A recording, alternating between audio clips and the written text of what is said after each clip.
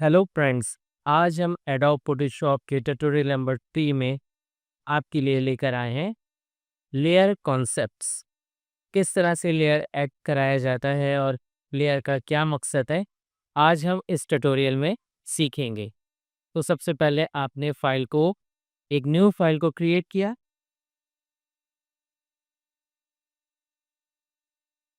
और फाइल को क्रिएट करने के बाद हम यहाँ पर लेयर विंडो को ओपन करेंगे।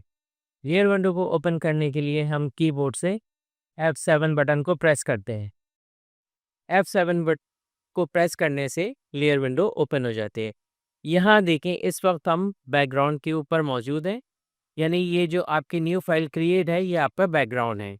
अब अगर आप इस पर कुछ काम करना चाहते हैं तो सबसे पहले तो लेयर क्यों ऐड करवाई जाती है इसको देखते हैं। हमने बैकग्राउंड पर एक ओवल को ड्रॉ किया और इसमें कोई भी कलर को फिल कर दिया। कलर फिल करने के लिए ऑल्टर बैक स्पेस का इस्तेमाल किया जाता है। सिलेक्शन ख़त्म करने के लिए कंट्रोल डी का इस्तेमाल किया जाता है।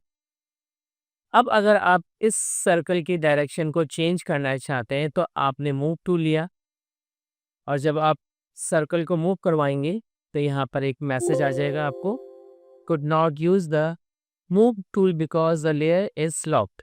यानी बैकग्राउंड की लेयर हमेशा लॉक होती है, तो आप इस पर जो है वो काम नहीं कर सकते।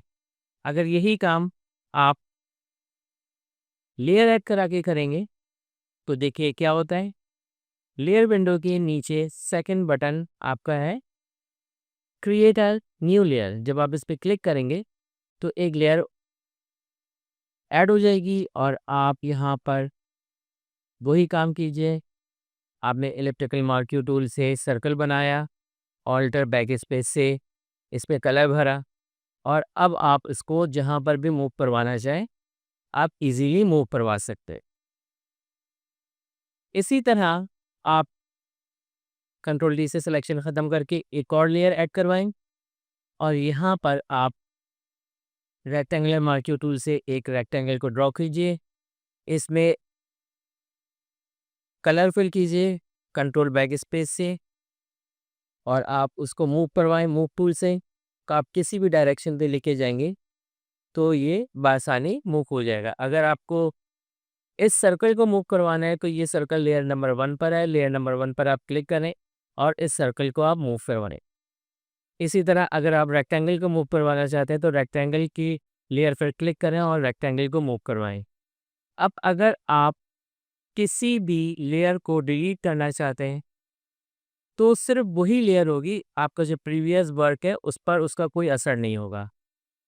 यहाँ पर आप लेयर विंडो पर सबसे पहला बटन जो है नीचे डिलीट लेयर, इस पर क्लिक करके यस कर दें तो आप पर आपकी लेयर डिलीट हो जाएगी।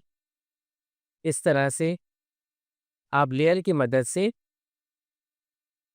ऑब्जेक्ट को इंसर्ट करवाएं और डिलीट लेयर की मदद से ऑब्जेक्ट को डिलीट कर।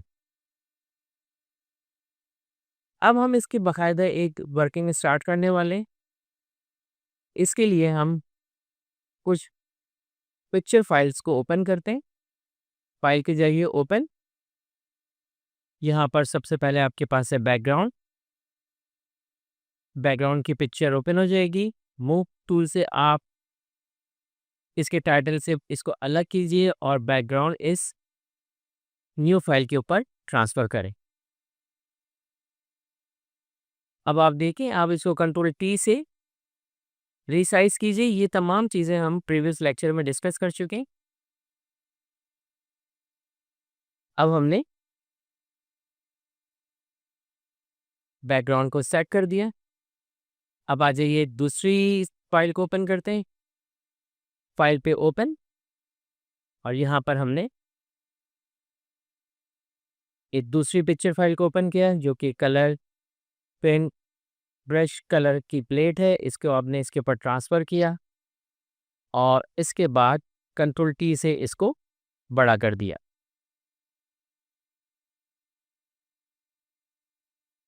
अब आप देखें यहाँ पर आपकी लेयर विंडो पर बैकग्राउंड लेयर अलग मौजूद है और जो कलर प्लेट है उसकी लेयर अलग मौजूद है। अब आप एक और फाइल को ओपन कीजिए और यहाँ पर आपने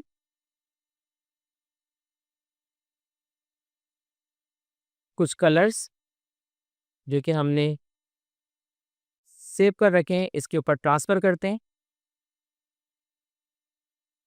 और इसको कंट्रोल टी से बड़ा कीजिए।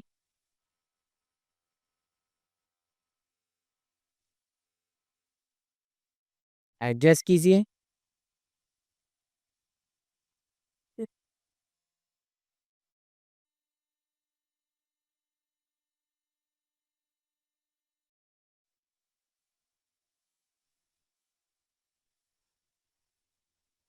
इसके बाद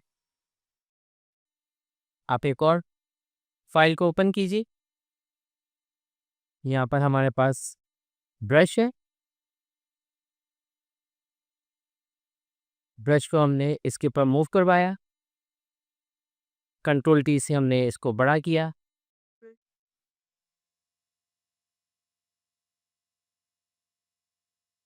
इसके एडजस्टमेंट की। इसके बाद हमने एक और ब्रश को ओपन किया। इसको ट्रांसफ़र किया और इसको भी कंट्रोल टी से बड़ा कर दिए।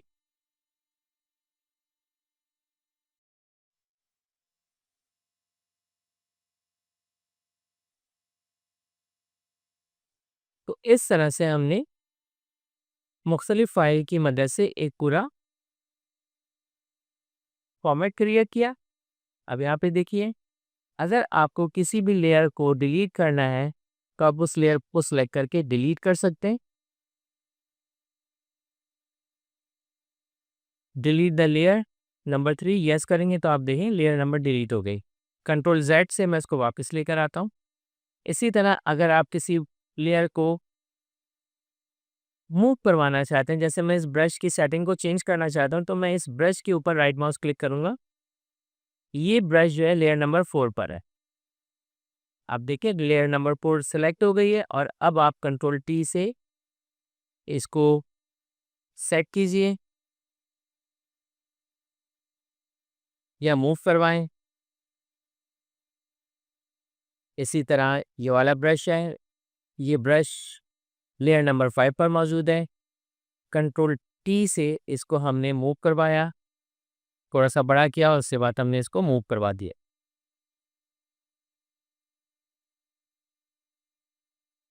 तो इस तरह से हम फाइल्स को क्रिएट करते हैं। अब हमारे पास देखें बैकग्राउंड लेयर बिल्कुल खाली है।